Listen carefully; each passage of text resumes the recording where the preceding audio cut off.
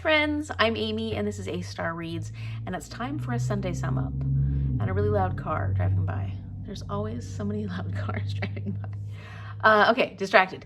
So this is the 4th week of Camp Seasonathon, and not quite the end of Camp Seasonathon, although mostly the end of Camp Seasonathon. I'll have a few days after this video posts that I'll still be working on Camp Seasonathon. So I think that I'm going to continue doing Sunday sum ups all throughout July.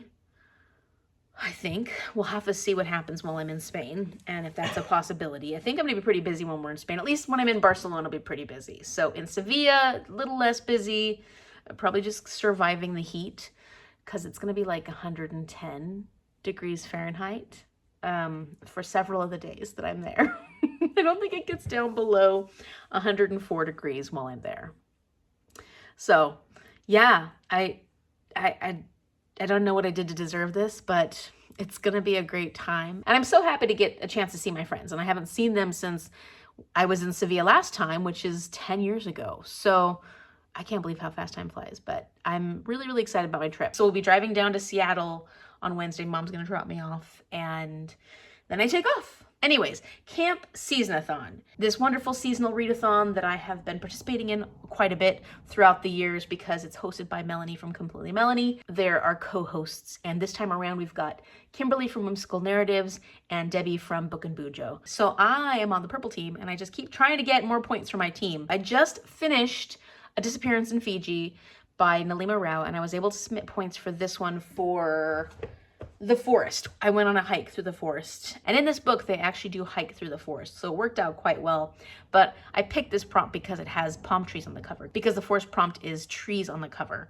So I got it finished. And I gave this one 4.25 stars. I actually really liked it because I feel like not only was it an interesting mystery, and I felt like it was well paced. It wasn't necessarily the most surprising mystery, but I really enjoyed it as a mystery. And what I really liked about this book is that it gave so much history about Fiji and the Indians in Fiji because of the indentured servitude that happened during British colonialization. And this is history that I knew nothing about, actually. And Mom and I went to Fiji, and what I thought was interesting was the population of Fijians, the indigenous Fijians of Fiji, but also so many people from India, so many Indians that were Fijian.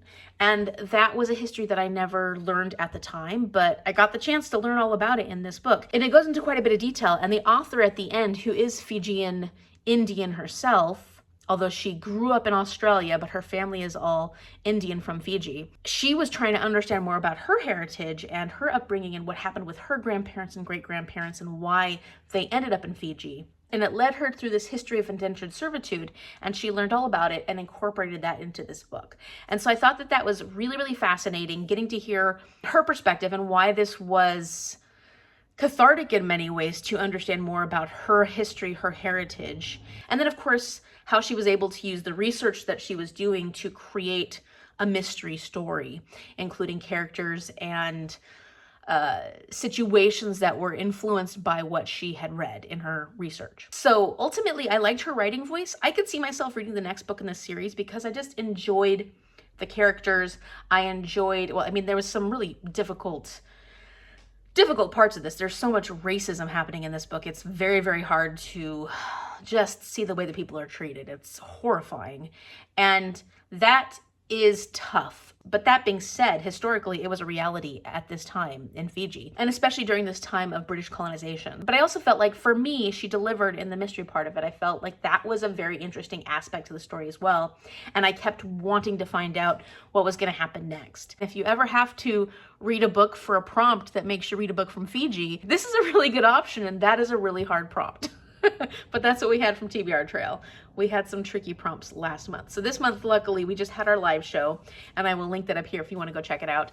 And we got great prompts. We got a lot of better options. So I'm excited about moving forward with TBR Trail and getting some of the books read for that one. But we actually have 6 weeks too. So like we have a longer period of time for this. So I'm not gonna stress about that yet. So anyways, I finished my trek through the forest and now I'm ready to go on my next adventure at Camp Seasonathon. So I spun the spinner wheel to find out where I'll be going next. And I guess I'm gonna be basket weaving, which is something Well, I've weaved cedar bark to make a bracelet, and now I'm going to be stepping it up by weaving baskets. So for this, you need to read a mystery because you're weaving the parts of this story together to solve the mystery. I chose The Lying Game by Ruth Ware because this is one of the books that I have to read for the game of Bookish Life. And why do I have to read it for that? Oh, that's right. This was the random book off my Goodreads TBR. I had to randomize my whole Goodreads TBR. The book that came up was The Lying Game by Ruth Ware. So I'm excited about this because I have not yet read anything by Ruth Ware. I've heard that there are others that are more well received and more well loved than this particular one, but I'll be curious to try it out and finally dip my toe into this author's writing and see if I enjoy her writing style, because then I'll probably be more inclined to pick up more from Ruth Ware. So wish me luck. I do have carpal tunnel syndrome, so anything super repetitive with my hands is not the best for my hands.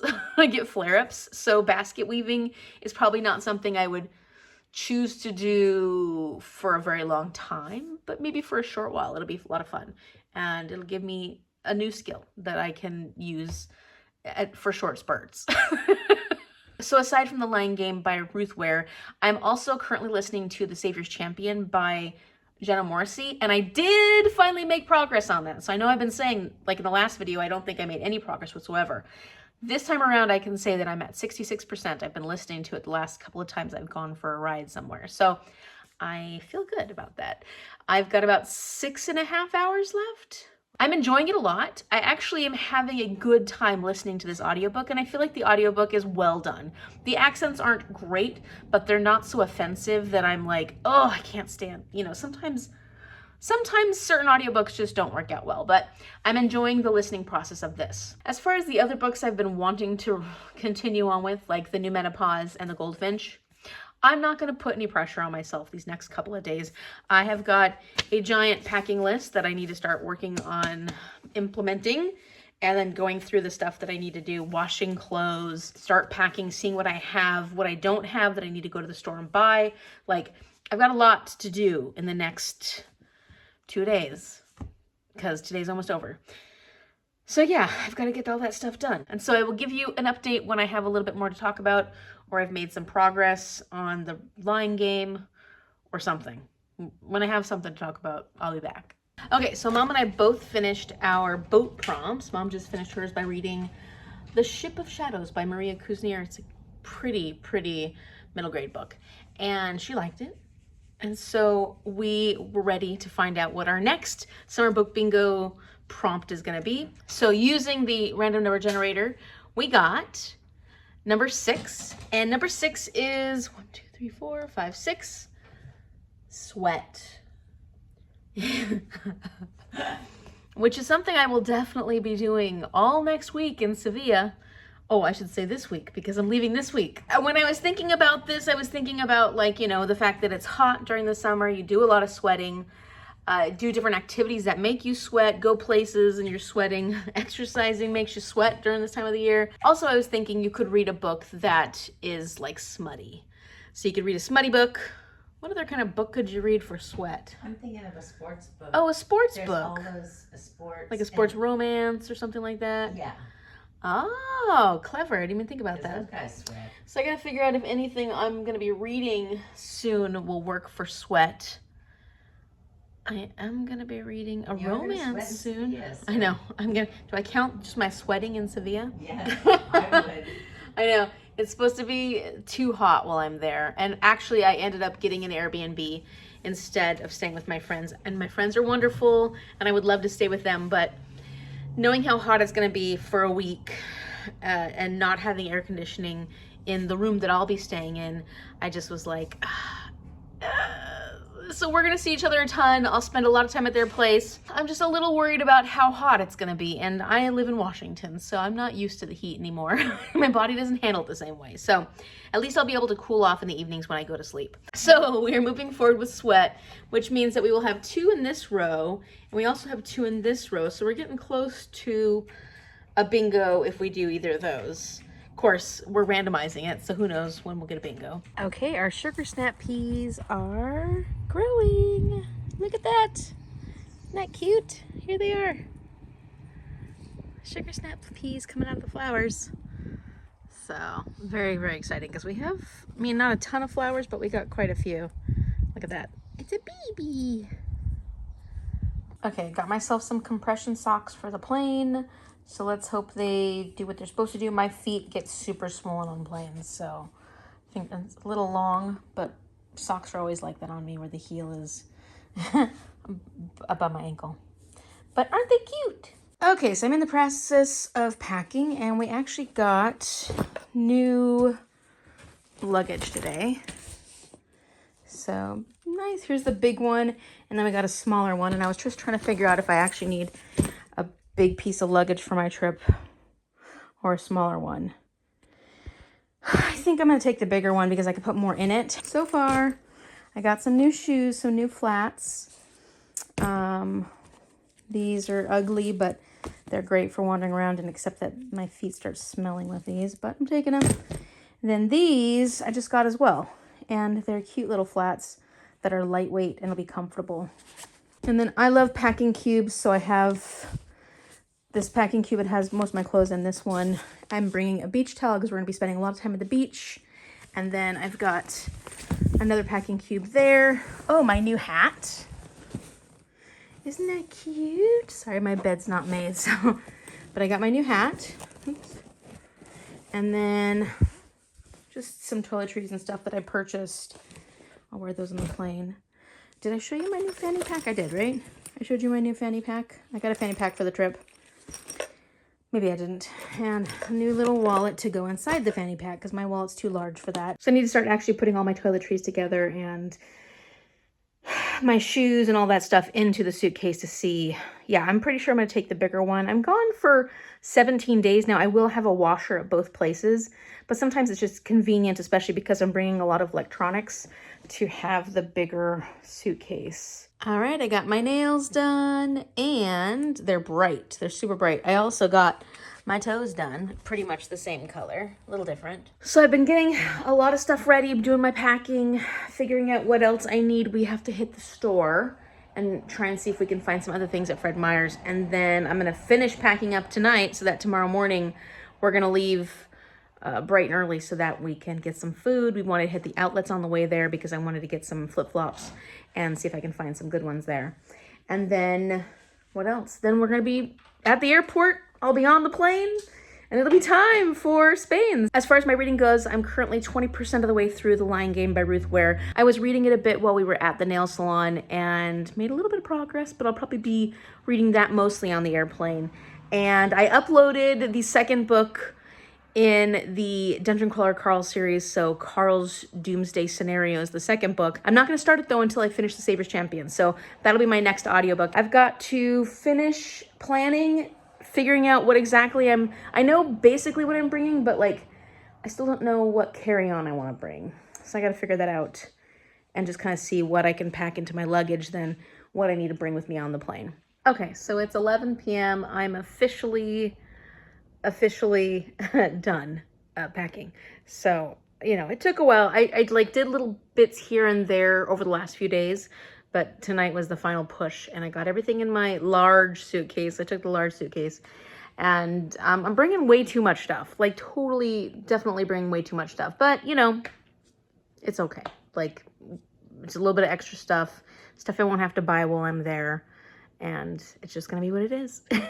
And luckily, at the first place in Sevilla, I have the whole place to myself, so I don't have to worry about space. And when I get to Blanes with my friends, I have my own room there. So like, there's gonna be plenty. The only thing I'm worried about is the car ride. Cece's a bit freaked out. She knows something is happening and she doesn't like it. She's not sure who's leaving, but she knows someone is leaving. And so she's not the happiest at the moment. So I'm going to be working on the Lying Game, which I don't really have an update on it yet. I'm like 20% of the way through it, and I still don't have a grasp on what exactly is the mystery here. And I think it's coming soon, like we're going to learn about it very soon. But I don't know, it feels a little slow-paced so far. Like the pacing is not the best. I don't mind the characters. So far I'm enjoying the characters, and the premise is okay. I'm wondering about some relationships that might happen in this, or maybe, I don't know, just the way things are described. There's one character who we just are learning about that I'm like, why are the girls so fascinated with this character? Well, they were girls when they were younger. A little worried about that, but ultimately looking forward to finding out what the mystery is and seeing how this is going forward. And I'm liking the setting and everything overall. Just feel like it's a little slow paced, or there's just a whole bunch of information they're feeding to us right now before they actually get to what's going on. And I'm not sure how much I like that, so we'll see. I am going to be starting A Ship of Shadows by Maria Kuzniar because this one is set in Sevilla, or at least the main character is from Sevilla. It's all about pirates. It's a middle grade. And for Camp Seasonathon, I'm going to make it work for the stables. I know I didn't spin at this point, but I kind of wanted to have a physical book that I could read just in case my phone was like dying or I needed to charge it. It sounds cute. Mom just read it recently. She said it was a lot of fun. And it's part of a series, so it's not necessarily going to be a one-off, but Mom said it had a pretty satisfying ending, so that's good to know. And for Camp Seasonathon, it works for stables because it has an animal on the cover. There's a little owl on the cover. There's probably other animals if I looked the whole thing, but I didn't. I just was like, oh, there's an owl. That's an animal. So I'm counting it for the stables. I'm going to ride off into the sunset on a beautiful stallion, a chestnut stallion, and have a great time riding horses because it's a lot of fun.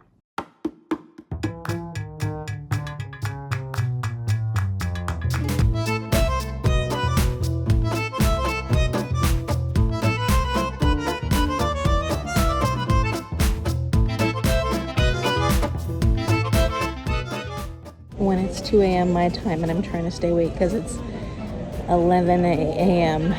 in Paris. Get ready to go to Sevilla.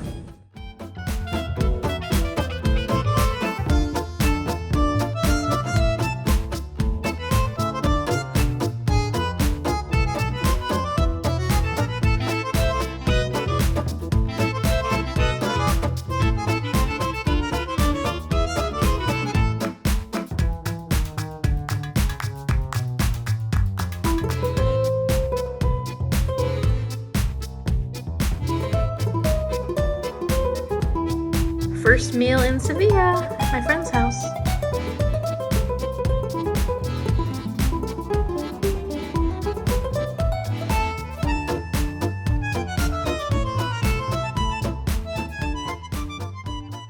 Buenos dias! I am in Sevilla. Well, actually, technically, I'm in Espartinas because my amazing friend Carmen, who picked me up from the airport yesterday, she spent all the afternoon with me, and then of course we went to their house for dinner, and they spoiled me so much. They not only gave me gazpacho and a whole bunch of amazing like appetizers, then there was chicken and papas fritas, and there was something else. No, that was it. Oh, and like gravy for the chicken. Like, we were all so full at the end. It was so good, but they gave me leftovers. So I have some stuff for here at the Airbnb. And then like partway through, or no, before we got there, Carmen was like, oh, just so you know, Jaime is going to give me like a bit of a gift and stuff for my birthday because today's my birthday. And I was like, what? I'm terrible at birthdays and I don't go on Facebook anymore. And that's usually when I see people's birthdays. It's like, oh, today's that person's birthday, or oh, tomorrow. And so I came just in time for Carmen's birthday, so we got to celebrate, and it was so much fun just celebrating. And I was like, well, I guess, like, since I didn't realize, I didn't bring her a gift, but I said, well, my gift is I came to Spain for you. So we had a great time. And today she's like, sleep in. And of course it's 5 a.m. and I can't sleep in, but you know, actually now it's 6, but like I woke up at 5:30. And that's funny because yesterday I was traveling for over 28 hours. And I was awake for over 28 hours. I was traveling for about 23 hours. Yeah, I slept maybe an hour and a half at the most on the planes, like 30 minutes on the long flight, and then about an hour, I'd say, on the shorter flight. And then by the time I got to sleep here, it was like 11:30. Now I'm awake at 5:30. My body's like, okay, 6 hours, that was enough, you're awake. So hopefully tonight, my body is gonna want to sleep. You know, that's what happens, jet lag. It's not too bad. Thankfully, I was able to stay awake most of yesterday because that's what I was afraid of. I was lucky that I was traveling, you know, doing a travel day, because then I didn't really get a chance to fall asleep during the day that much. So that's the story of my trip here. And just spending time with Carmen and Jaime last night was so lovely. And I'm so happy that I have such good friends here that I get a chance to do things with. And then today we were trying to figure out what we want to do because Jaime has to work. But Carmen's like, what do you want to do? And she's like, do you want to go to Cadiz? And I was like, you know what? Cadiz is beautiful. It's on the ocean. And I was just like, let's go back. Let's check it out. So I'm going to do that today. But now I am awake. So I'm probably going to read for a little bit and unpack some of my stuff and just relax because it was a lot of traveling yesterday. And I'm going to change the angle because my hand was falling asleep holding the camera up, the phone. So let's talk about my reading. I had a hard time reading yesterday for various reasons, mostly being that I was reading so much that I got a little tired of reading. And two, my brain was kind of tired because I was traveling so much, and travel days are just exhausting. So I did get a chance to listen to The Savior's Champion while we were driving to Seattle, and I also got a chance to listen to that a little bit in the airport. And so I'm 83% of the way through this one, still really enjoying it. And as we're listening to it on the way to Seattle, Mom was like, oh, what is this one? I'm interested. I like it a lot. It sounds interesting. So Mom might end up picking this one up eventually too. Then I'm reading The Lying Game by Ruth Ware for basket weaving, for reading a mystery book. And I got halfway through. I got 48% of the way through, and I just couldn't do it anymore. It's so tedious, it's so uninteresting, and nothing is happening. I mean, I've got a basic idea of what's happening in the story now, and this premise in general is about these 4 girls who all met up in boarding school, and they have this game called The Lying Game, and they get points for people that they're able to fool into believing their lies.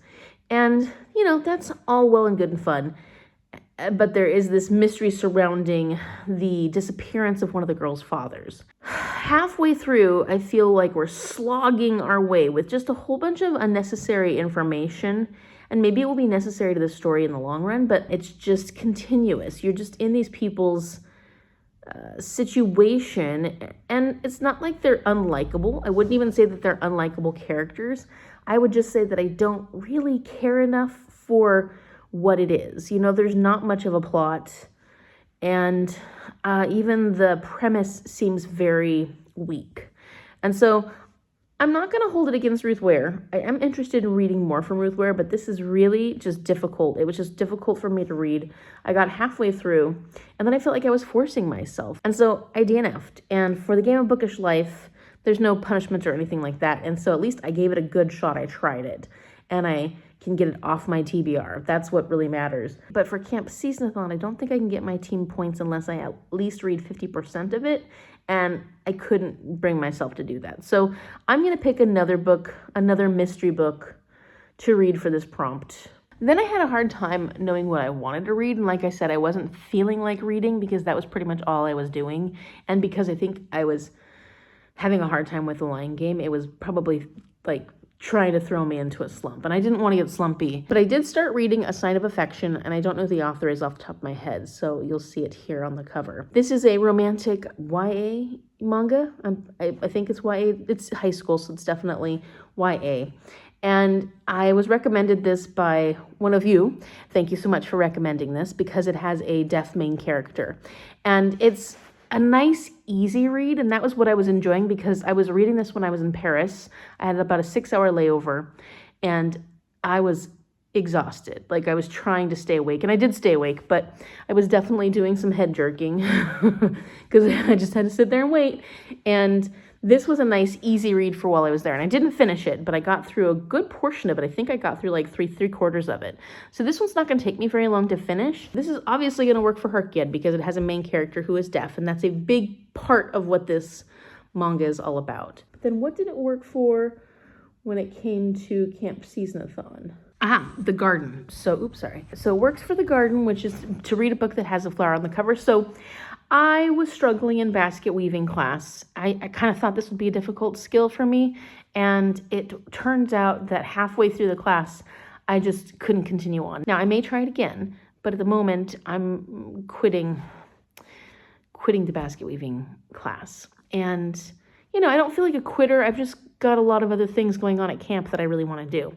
So I kind of licked my wounds in the garden, and I've thought, okay, well, at least I can get some labor in, some physical labor, and get my frustrations out about the lying game, about that basket weaving class, and pull some weeds, help out in the garden. So I went over to the garden, and I'm reading A Sign of Affection for that. And then I was like, you know what? I need a little bit more animal time. So I started The Ship of Shadows by Maria Kuzniar. And I don't know if I mentioned this already, but this is set in Sevilla, or at least this main character is from Sevilla and starts her life off in Sevilla. And then she goes and becomes a pirate, or she does piratey things. I think this book is so beautiful. And I can't remember where I got this. Did I get it from a book box? This was a fairly popular YA on BookTube several years ago, and that's where I heard about it originally.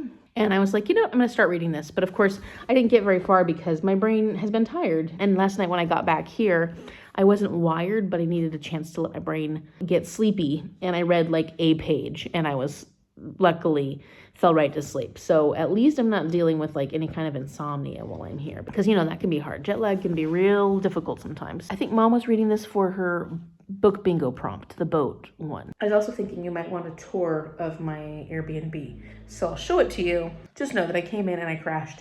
I haven't put anything away in my luggage yet, so it is what it is. So this is the main room I'm staying in, and there's the air conditioning unit. I turned it off so that I could actually, you know, film this because it's kind of loud, but yeah, my suitcase is a mess and I've just been sleeping. So that's the unit. Here's the bathroom. It's a nice little, you know, traditional bathroom. It's got a nice deep tub though. I love that. Those are the steep stairs up from the road. And luckily my leg is all better, because those would be rough stairs to go up if your calf was still a problem, if my calf was still a problem.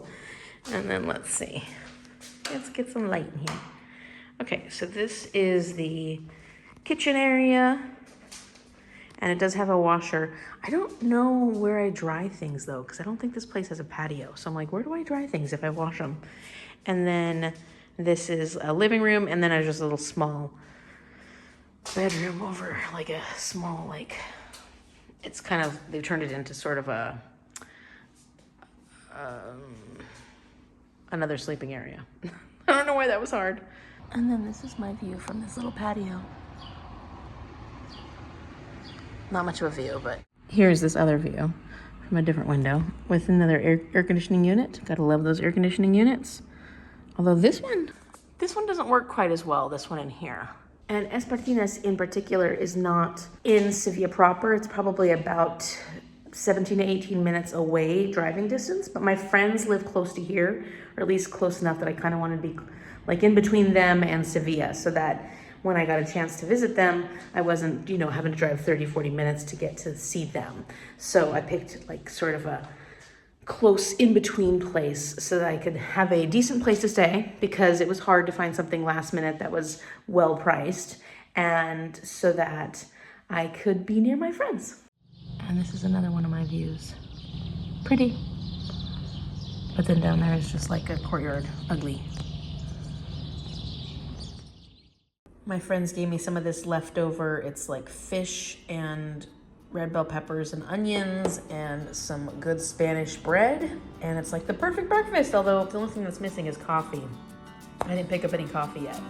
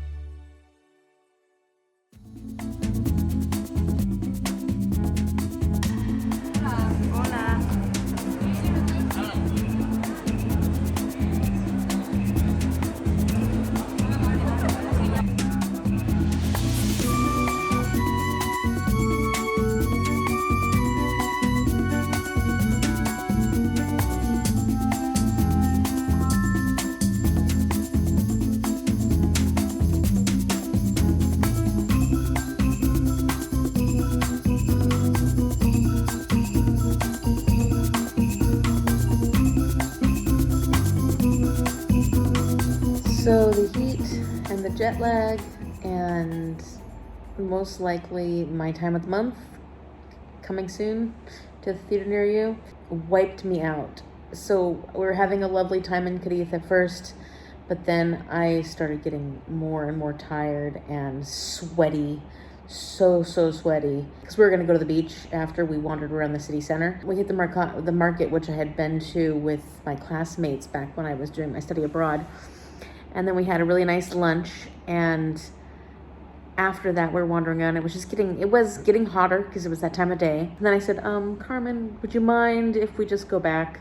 Because it's an hour and a half drive, which isn't horrible, but I've just been so tired. And then I got here and I keep like nodding off, but trying to get things done. Like I took a shower and I'm trying to get some other stuff going. Plus also not trying to fall asleep too early because I want to get on a normal schedule. The jet lag did kick in, and I'm going to go to sleep now though, because it is almost 9 and we have to get up super early tomorrow.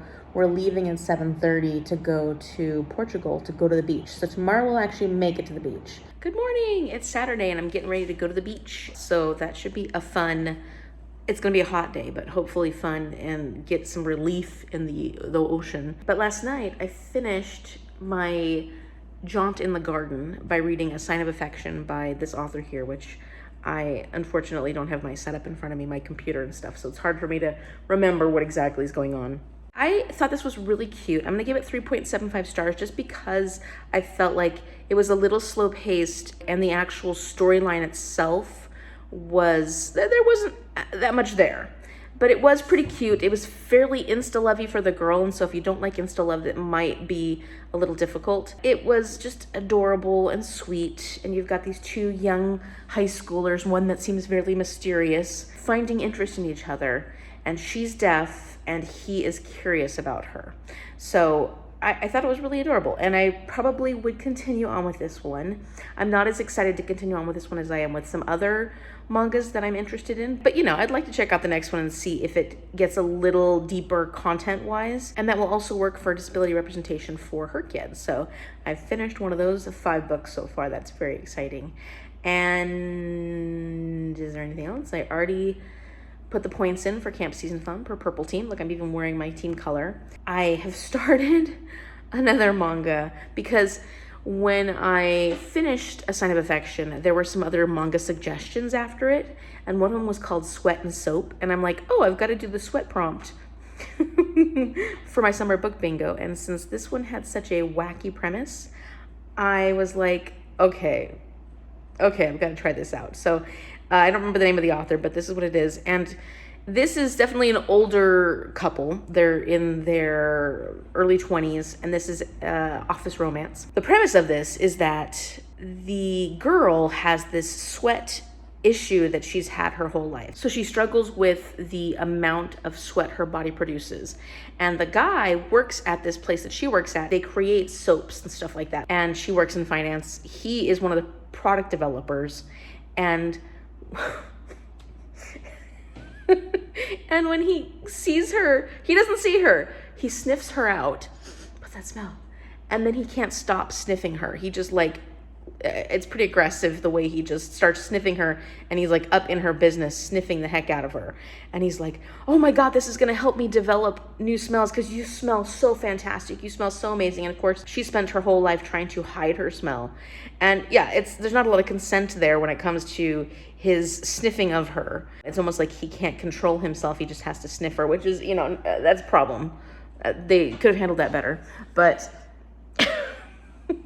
he's so obsessed with her smell that he's like, can I please just set a certain time every day that I can sniff you, and it'll help me come up with new ideas for his line of soaps.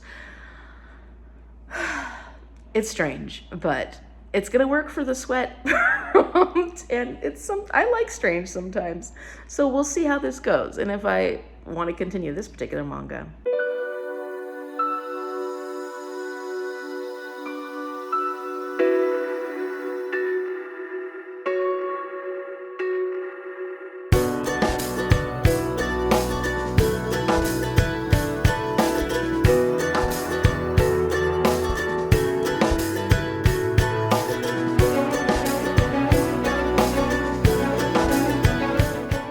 traditional Portuguese style building.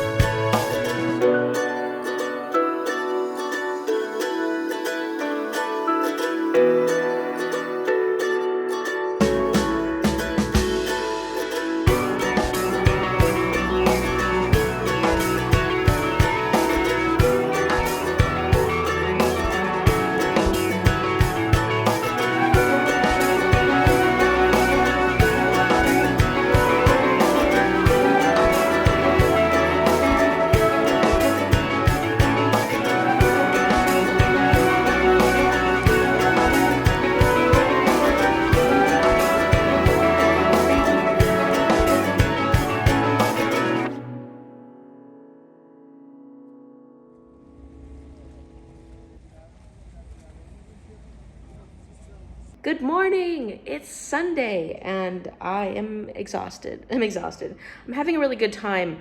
I'm competing with the heat, and that has always been the thing I've been most nervous about on this trip, was like how the heat was going to affect me, because I've gotten used to being a cold weather girly, and so it's been very hot.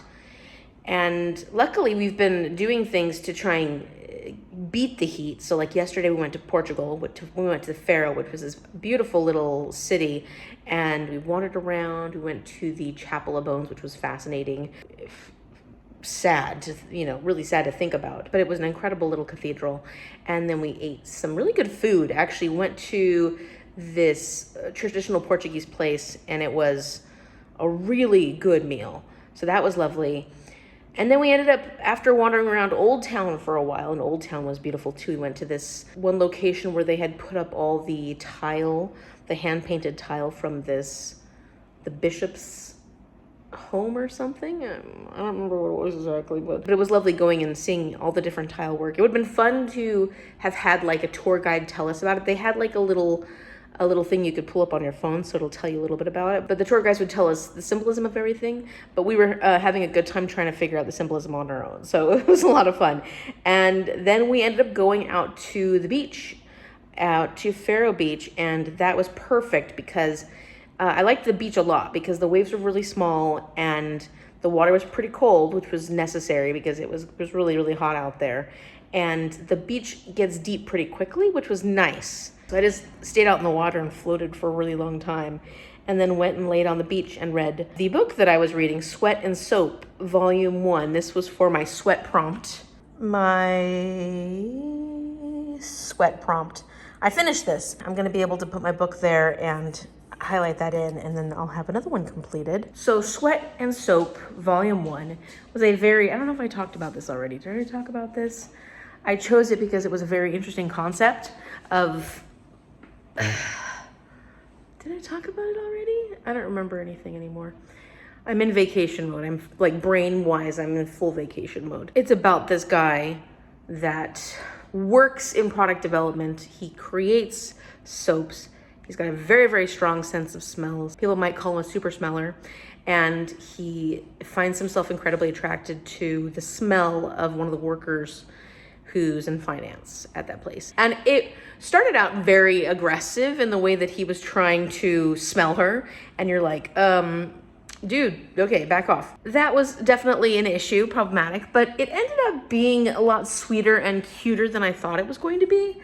Well, in the long run, like if they had approached it a little better in the way that the author had him approach her to smell her, then that would have been a good thing. But it is a romance, and it's an adult romance, so there's moments of it that are more sexy than like all the YA manga that I've been reading. And I've been enjoying it actually. I've been having a lot of fun with it. So I'm gonna give that one 4 stars. And I already started the second book because last night when I got back in, it was like 12:30 or something. We were gone for a long time yesterday, and I was not wired, but I was not quite ready to sleep yet. So I laid down and I started the second book, volume 2, even though it's not necessary. I don't need to start it, but I was just kind of like, I need something easy. That's where I'm at. I'm currently listening to The Savior's Champion because that has to be done by tomorrow, which is the 30th. So I'm trying to finish out everything I can for Camp Seasonathon and get more points for my team. So I did put my points in for Sweat and Soap. I played tennis and it was a lot of fun. Considering the heat, it was maybe not the best choice, but I still had a really good time reading Sweat and Soap. I've got to get The Savior's Champion done. I've got a little under 2 hours of listening to that to do between today and tomorrow. This morning, we're gonna go get some churros. That'll be really good. And then we're gonna get paella for lunch because Carmen and I were talking about how paella is not our favorite food dish, or at least we both like it, but it's hit or miss. Not all paella is created equal. And so we're gonna try this place out in their little town that they live in that she has heard really, really good things about, but they've never actually tried. So we're gonna have churros for breakfast and paella for lunch, and then kind of just wander around locally and just keep it low key. I wanna be able to spend time with them because they're gonna have to go back to work the next 3 days, but I'm also just feeling worn out. So I'm like, it'd be nice to take it easy. Tomorrow, Monday, I'm probably going to just take it easy. I don't think I'm gonna go very far, if anywhere. So I'm gonna close out this Sunday sum up. It's not gonna get out on a Sunday again, but I'll try to get it done as quickly as possible and get it posted. But for now, this is where I'm going to end this vlog. If you like this video, give it a big thumbs up and subscribe so you can see what happens when I continue my vacation in Sevilla, followed by Barcelona. Thank you so much for watching, and I will see you later.